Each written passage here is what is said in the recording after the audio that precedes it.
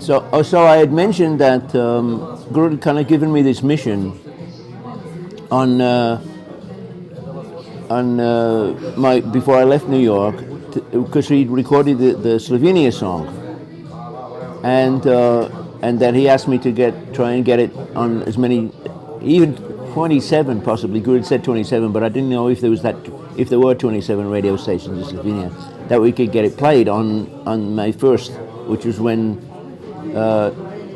Slovenia became a member of the European Union, but also a peace blossom nation.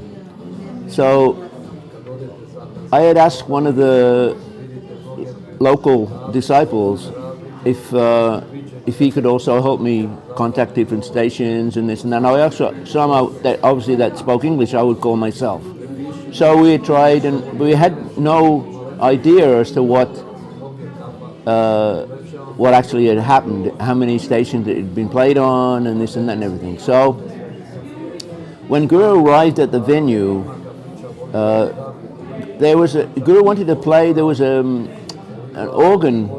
Guru was into playing organs and stuff, and there was an organ that was like made by some famous organ maker in Slovenia that Guru was going to play during the concert. And Guru came to it was Tivoli Hall, it was called, and Guru came to Tivoli Hall to check and how to play see if he could play the instrument well. And so he played the instrument, and then as he was leaving, he saw me, and he said, "So, have you played the song on the radio stations?" And I had communicated with one of the local disciples that had been helping me with the whole thing, and he had said that there was at least one or two that had played it. And so I said, "Guru, there are at least one or two that have played it." And he looked at me and he said, "Did you hear it?" And I said, "No, Guru, not personally." And he said, "Then how do you know? Please check. So, and then Guru went. So I go out, sort of like outside, and and there was like a table set up where the visiting disciples from all over Yugoslavia and Europe, Germany, Austria, wherever, that were coming to Slovenia for the concert, were like checking in. And so again, there was one of the local disciples, and I asked, could I use their phone to call this boy, because he was actually, there's two places in Slovenia, one of them Guru would go to the next day, where they're like 3 country points. And there was one where it's like Italy, Austria, and Slovenia, and then there's one where it's Hungary, Austria, and Slovenia, something. And so this boy was actually in this one, Italy, Hungary, and Italy, Slovenia, and Austria. And it was kind of funny because I got the phone, I got through to him, but there was so much noise going on, I had to start speaking loud.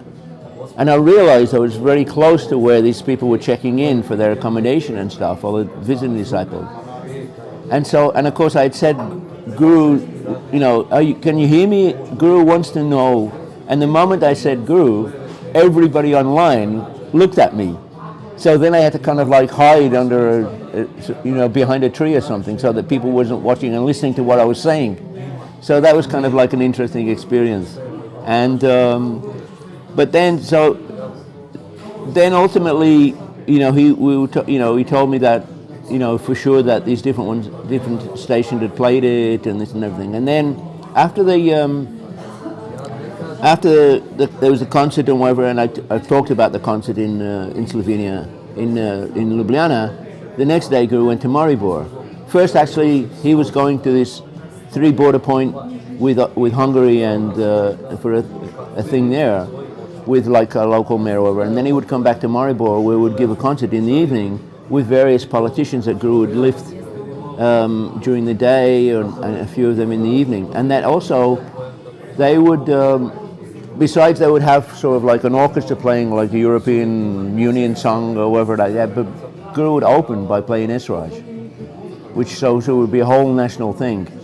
And so that was really special. But what happened is that I had kind of come up from Ljubljana with a couple of disciples, bringing like some of the weightlifting equipment and everything, and then it was set up for Guru to do lifting outside of the main sort of area where the concert would be, and that's also where we would do some of the lifting, and then we got this message that they needed tables, so we had sort of rushed off to sort of like the student camp, and picked up tables and brought them back to this place, and all these disciples were also lined up on either side of the road, and we sort of rushed up, like something like from a movie, we sort of rushed up, dropped all these tables, and then rushed away in the van, and then that evening, after the concert, we had a function at this like sports hall, and I had been given by two Bosnian disciples from Sarajevo a application from a seeker, a new disciple application, and I said, well, I'll try to give it to Guru, and at least show it to Guru, and so I happened to be waiting when Kailash pulled up with Guru to bring him to the place. I was standing there, and Guru saw me, and it was a classic sort of thing for me, was that I didn't have to say anything. Guru immediately asked me, so what is it? And so I would step forward and show him this application, and Guru would concentrate on it and then said, very good.